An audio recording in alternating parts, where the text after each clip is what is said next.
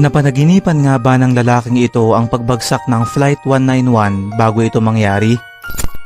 Mga kaibigan, noong 1979 may isang lalaking nagngangalang David Booth ang pumunta sa FAA o Federal Aviation Administration ng Amerika at sinabing 10 sunod-sunod na gabi na itong nananaginip patungkol sa isang eroplano na di umano ay nag-crash at kumitil sa buhay ng lahat ng sakay nito. Inilahad niya ito sa isang napakadetalyadong paraan, ngunit ayon sa mga otoridad, imposible raw itong mangyari at hindi nila ito gaanong pinansin.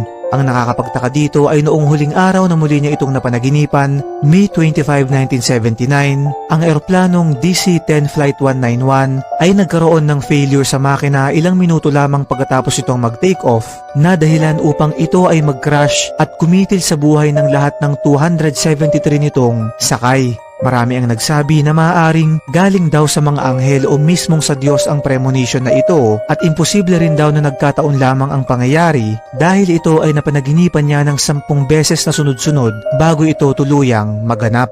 Anong masasabi mo tungkol dito, kaibigan?